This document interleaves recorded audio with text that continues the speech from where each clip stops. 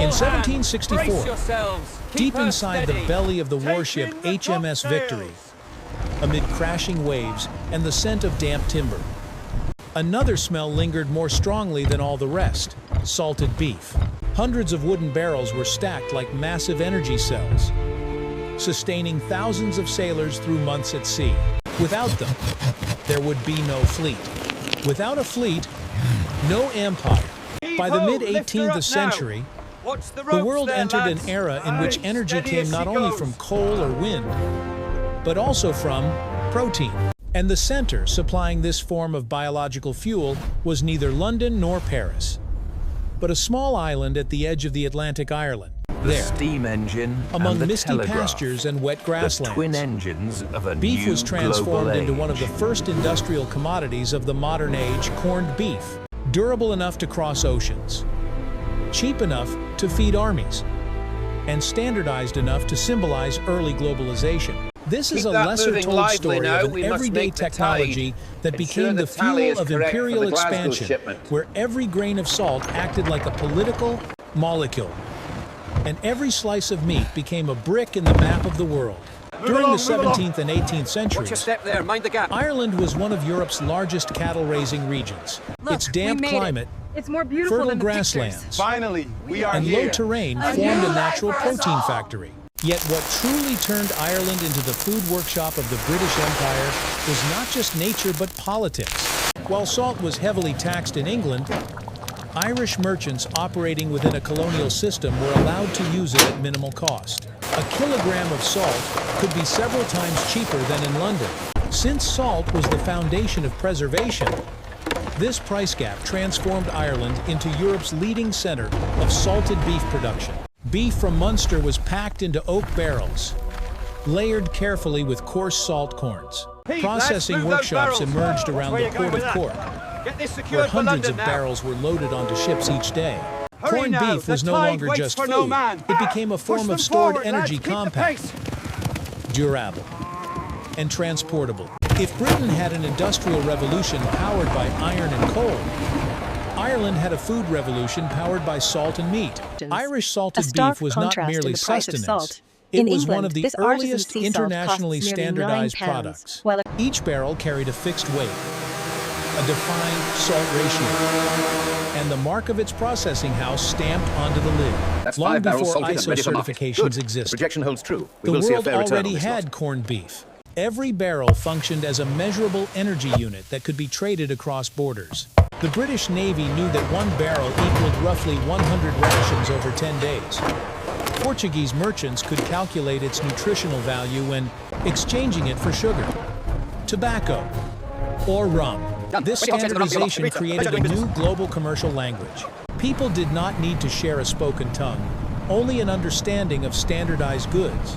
In All right, many then, ways, lift on the count. corned beef was an ancestor now, of modern easy. containerization Lower it down items, slow. packaged uniformly to move seamlessly between systems. Once a piece of meat reached perfect repeatability, it ceased to be just a meal. It became logistical infrastructure. Corned And beef like empowering any naval dominance infrastructure, across oceans. it nourished power.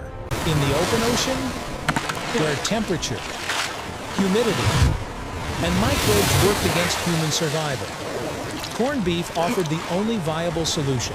Expeditions lasting months required food that would not spoil. Hardtack biscuits provided carbohydrates but lacked protein. Dried fish spoiled easily, and fresh vegetables could not endure long voyages. Salted beef achieved a rare balance between energy density and durability. It could last for months while preserving nutritional value. A single gram of salt could bind multiple times its weight in water, creating a dry environment where bacteria could not survive. It was, in essence, a biological battery that could be reactivated simply by boiling. Thanks to corned beef, warships crossed the Atlantic, merchant vessels reached the Indian Ocean, and armies marched without dependence on harvest seasons. It solved the Empire's greatest logistical challenge, extending the lifespan of life within spaces otherwise hostile to it. If the steam engine allowed ships to move, corned beef allowed humans aboard those ships to endure. Together, these two technologies opened the first age of globalization. Yet, the story of corned beef did not end in naval ports.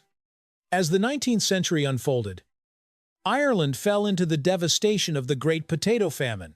Ironically, the very meat exported to British elites became a luxury that many Irish people themselves could not afford.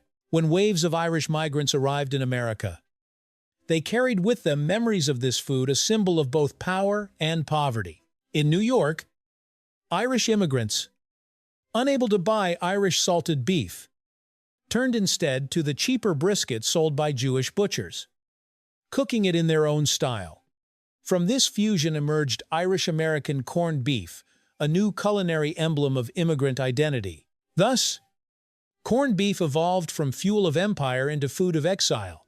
It became a portable memory at once, evidence of exploitation and proof of adaptation. Across 3 centuries, a single dish came to embody both geopolitical maps and the survival stories of millions. Today, corned beef still exists. Though the technology has changed, refrigeration, canning, and vacuum sealing have replaced oak barrels filled with salt. Yet the word corned remains a linguistic and technical relic of the past. Behind every canned slice lies the logic of the 18th century humidity control, standardization, and global distribution. The core principle has never changed, only the materials have. We may no longer rely on salt alone to preserve food, but we still depend on the idea of engineered stillness that salt once created. Just as the British Empire depended on salted beef, the modern world depends on the global cold chain, a kind of digital corned beef, where data, vaccines, and food all operate under the same philosophy, extending life through environmental control. Corned beef, therefore, is not merely a dish, but one of the earliest symbols of globalization. It reminds us that sometimes empires are not built from steel and coal, but from grains of salt,